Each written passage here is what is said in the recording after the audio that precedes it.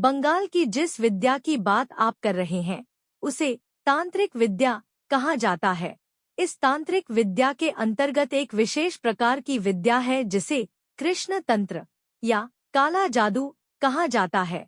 यह विद्या भारतीय तांत्रिक परंपराओं का एक हिस्सा है और इसे बंगाल के कई हिस्सों में प्रचलित माना जाता है। कृष्ण तंत्र, काला जादू। परिभाषा। कृष्ण तंत्र, जिसे सामान्यतः काला जादू कहा जाता है, एक प्रकार की तांत्रिक विद्या है जिसमें गूढ़ और रहस्यमय अनुष्ठानों का प्रयोग किया जाता है। इसका उद्देश्य विशेषतः भौतिक इच्छाओं की पूर्ति, शक्ति प्राप्ति या किसी पर नियंत्रण प्राप्त करना होता है। विद्या और प्रयोग। ऐसा माना जाता है कि इस विद्या के माध्यम से व्यक्ति विभिन्न प्रकार की शक्तियां प्राप्त कर सकता है, जिनमें रूपांतरण, आदमी को किसी पाशु या पक्षी में बदलना की शक्तियां भी शामिल हैं। इस विद्या का उपयोग विशेष मंत्रों, यंत्रों और अनुष्ठानों के माध्यम से किया जाता है। सावधानी और खतरे। कृष्ण तंत्र को अत्यंत गूढ़ और खतरनाक माना जाता है। इसका अनुचित या गलत प्रयोग हानिकारक हो सकता है। ऐसी विद्याओं का अभ्यास करने के लिए एक गुरु या विशेषज्ञ की आवश्यकता होती है जो इस क्षेत्र में सिद्ध हो। बंगाल में प्रचलन। बंगाल में यह विद्या कई वर्षों से प्रचलित है और इसे गुप्त रूप से अभ्यास किया जाता है। बंगाल के तांत्रिक साधक और बाबा इसे अपने अनुयायियों को सिखाते हैं और इसके प्रयोग से संबंधित कहानियां और लोक कथाएं भी प्रचलित हैं। महत्वपूर्ण बिंदु। यह विद्या भारतीय तांत्रिक परंपराओं का हिस्सा है और इसे जटिल और रहस्यमय माना जाता है। इसका उपयोग और अभ्यास बेहद सावधानी से किया जाना चाहिए और इसके लिए एक अनुभवी गुरु की आवश्यकता होती है। भारतीय संस्कृति और परंपराओं में तांत्रिक विद्याओं का महत्वपूर्ण स्थान है, लेकिन इनका उपयोग सदैव सही और सकारात्मक उद्देश्यों के लिए ही करना चाहिए।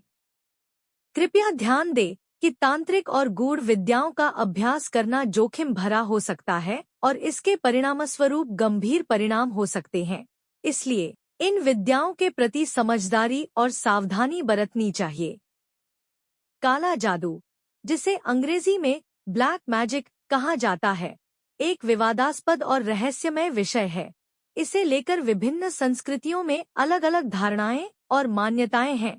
काला जादू का उपयोग अक्सर नकारात्मक उद्देश्यों के लिए किया जाता है, जैसे कि किसी को नुकसान पहुंचाना, उसकी इच्छा को नियंत्रित करना या किसी को बीमार करना।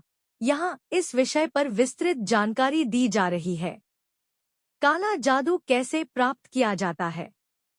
गुरु की तलाश।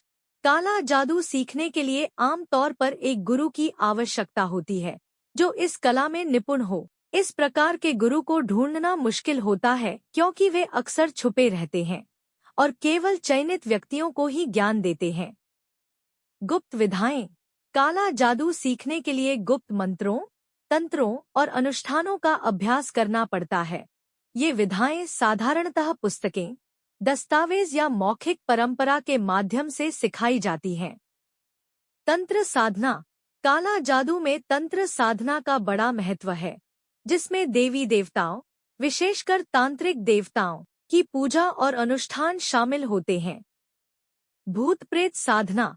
कई बार काला जादू सीखने वाले लोग भूत प्रेतों की साधना भी करते हैं ताकि उन्हें अदृश्य शक्तियों का समर्थन मिल सके। क्या काला जादू का असर बंगाल के बाहर भी हो सकता है? हाँ, काला जादू का असर किसी भी स्थान पर हो सकता है।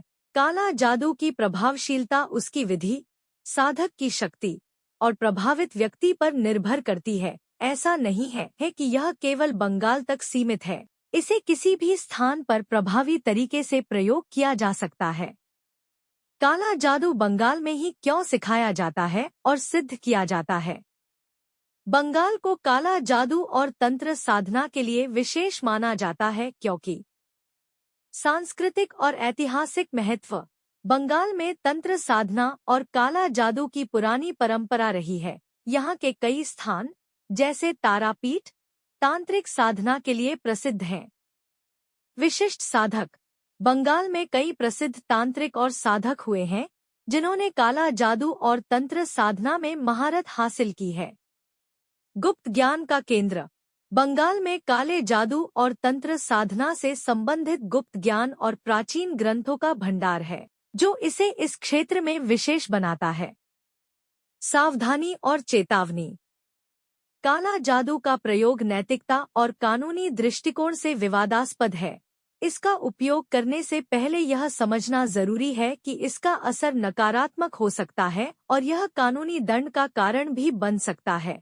किसी भी प्रकार की जादूटोना की गतिविधियों में संलग्न होने से पहले इसके परिणामों पर विचार करना अत्यंत महत्वपूर्ण है।